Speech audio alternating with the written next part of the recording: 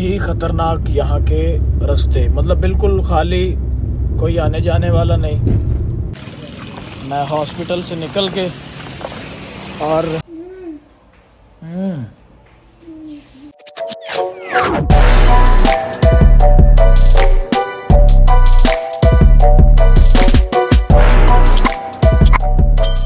तो अस्सलाम वालेकुम जी, शब्बर जाफरी है और फातिमा मेरे साथ मौजूद है। इस वक्त बज रहे हैं सुबह के 9।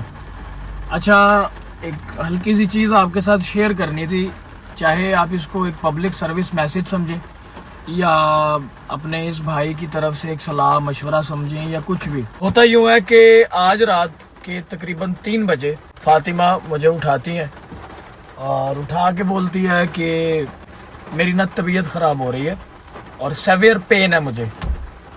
तो खैर कंडीशन ऐसी थी, मैं उठ के भागा, गाड़ी निकाली, इन शॉर्ट सीधा हॉस्पिटल पहुंचा। हमारा एक मेन हॉस्पिटल है, मज़र मेमोरियल हॉस्पिटल, गुजरांवाला जमा जाती। अब अनफॉर्चुनेटली रात के 3-4 बजे स्टाफ की भी छुट्टी होती है, लोग भी अपने घर वगैरह गए होते हैं और इकबाल डे की भी छुट्टी थी कुछ, तो इस वजह से स्टाफ वहाँ पे इतना अवेलेबल नहीं था। तो और वो स्टाफ, क्योंकि वो वहाँ की डॉक्टर हमारी जो है वो पर्सनल डॉक्टर भी है और वो स्टाफ बहुत अच्छा है, वो बहुत इज़्ज़त करते हैं, बहुत प्यार करते हैं।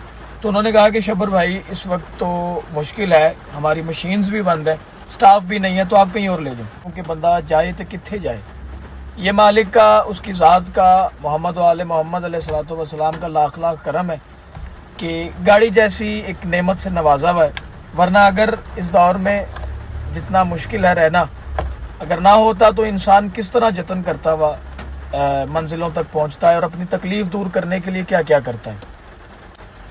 मज़र हॉस्पिटल से निकले, गुजरांवाला का एक बहुत बड़ा नाम है, उस हॉस्पिटल में हम गए। नाम लेना शायद मुनासिब नहीं है, का बहुत बड़ा हॉस्पिटल है इमरजेंसी के हिसाब से। तो मैं वहाँ चला गया, उन्होंने कहा जी हमारे पास भी ना स्टाफ है ना इस चीज़ की डॉक्टर है, तो आप यहाँ से भी ले जाएं। यानी कि मैं मिनिमम 10 किलोमीटर का सफ़र करके वहाँ पे पहुँच के मुझे यही मिला कि हमारे पास इलाज नहीं है। अब मुझे टेंशन पड़ गई और मैंने कहा मैं करूँ क्या।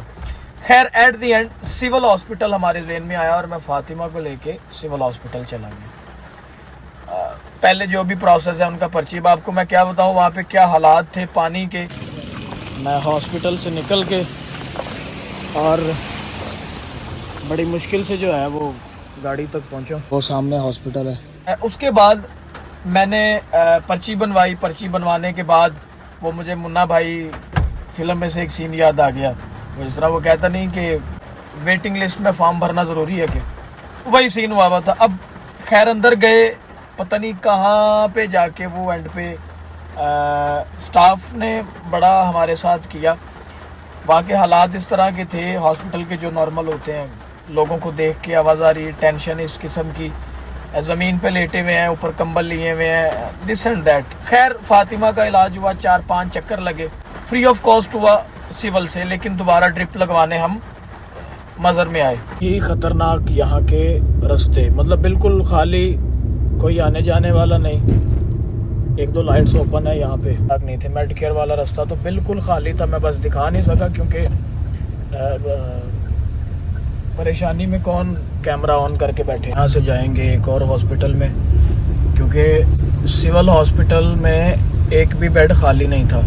मैं शायद ही आपको वहाँ का मंजर दिखा सकता, लेकिन आप लोगों को पता भी है हॉस्पिटल इसी तरह के, और लोग रज़ाइयाँ लेके, कंबल लेके बाहर बैठे हुए थे। बेड पे 4-4 औरतें बैठाई हुई थी उसमें। मैं तो नहीं बैठना है। और मुझे इस चीज़ का भी डर था कि कहीं, मैं तो घर से कंबल नहीं लेके आया, ठंड बड़ी ज़्यादा थी, सारी रात मुझे कहीं यही ना काटनी पड़ जाए। तो खैर यहाँ की जो मैडम थी उन्होंने हमारा एक हल निकाल दिया, दूसरा हल अब एक और हॉस्पिटल से जाके होगा और वहीं पे जा रहे हैं। वक्त इस वक्त जो है आप देख सकते हैं 5:48, सारी सड़कें खाली हैं, बिल्कुल अंधेरा है। गाड़ी मेरी की आवाज़ें निकल आई हैं। मैं आपको वापसी पे पानी दिखाता हूँ जिसमें से मैं गाड़ी भगाता हुआ लेके आया हूँ, और भाई आपने ये तो इसके गेट के आगे देखा है।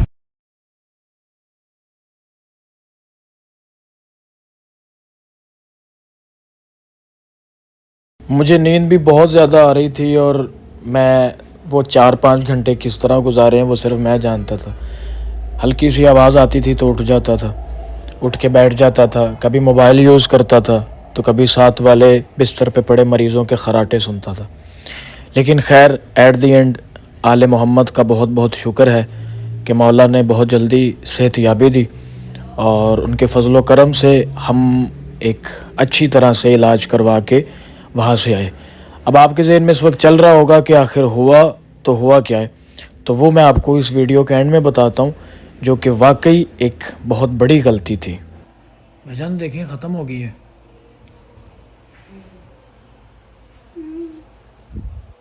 ड्रिप ख़त्म हो गई। तो मैं अल्हम्दुलिल्लाह हूँ डिस्चार्ज स्लिप लेके रिसेप्शन पे जा रहा हूँ। जी चलिए, बज रहे हैं सुबह के 9 और हूँ जाके अल्हम्दुलिल्लाह। हाँ बारिश हो रही है। बारिश हो रही है अभी तक, आप मौसम देख सकते हैं। चला आजा मैं बात नहीं करती हूँ। पैर दो। गाड़ी इधर ले आ तो थोड़ी। मैं नींद से आके देख कैसी हुई हूँ और बारिश देखे मौसम बड़ा प्यारा हो रहा है। सांस फूल रही है अब तो।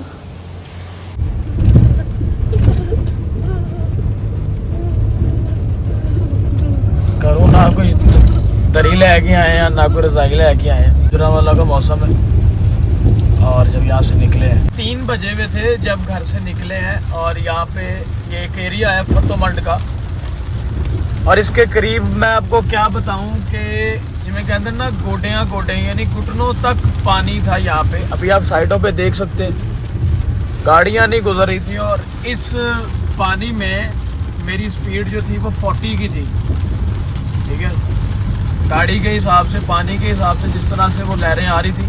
अब मैं आपको बताता हूँ यहाँ से फिर भी हम आ गए थे, लेकिन जो पानी यहाँ पे खड़ा हुआ था इट वाज इनसेन यार। तनु की दसाब तो खैर कम हो गया है, सेवरेज का कोई सीन है, सिस्टम है, तकलीफ में बिलक रही दफ़ा जैसे ना वो पेन जिस तरह एट द एंड हो जाती है, वो सीन हो गया बस। अब सारी बात बताने का मकसद कि फ़ातिमा को बेसिकली हुआ क्या था। मेरी पहली बात तो ये, मेरी कोई बहन देख रही है जिसकी आने वाली ज़िंदगी में उसकी शादी है या कोई भी उसका जो प्रेगनेंसी पीरियड है वो चल रहा है, तो इतना बता दूं कि इस हालत में आपने बग़ैर डॉक्टर के कुछ नहीं करना। जैसे डॉक्टर ने बताया है, जब फ़ातिमा से पूछा तो उसने कहा कि मैंने गद्दा उठाया था जो बेड का चेंज करने के लिए, अब वो थोड़ा वज़नी था। तो ये है कि काम ज़रूर करें, क्योंकि अगर आप बिल्कुल सुस्त हो जाएंगे तो बच्चे पे बड़ा इम्पैक्ट पड़ता है, जो डॉक्टर ने कहा। लेकिन भारी भरकम चीज़ें उठाने से थोड़ा गुरेज करें। एक रात में इतनी खज्जल खुआरी, खैर तजर्बा ज़िंदगी का होता है, साथ साथ मिलता रहता है, आप लोगों के साथ शेयर करना ज़रूरी था, इसलिए अपना और अपने घर वालों का ख्याल रखें। तो ये पूरी जिमें कहते ना ढिली पै गई।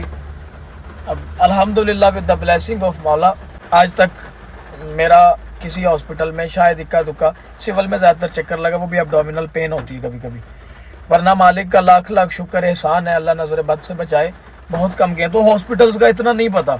मैं देख रहा था कि वहाँ पे जो जितने भी लाइक जो थोड़े से खाना बदोश लोग हैं या जो थोड़े से मिडिल क्लास वाले हैं, मिडिल क्लास जैसे भी आने हैं, बट उन लोगों के लिए कोई स्पेसिफिक बैठने की जगह, उन लोगों के लेटने की जगह, या उनको चाहिए कि वो घर चले जाएं। अरे मरीज की जगह नहीं है, एक बेड पे 4 औरतें बैठाई हुई हैं।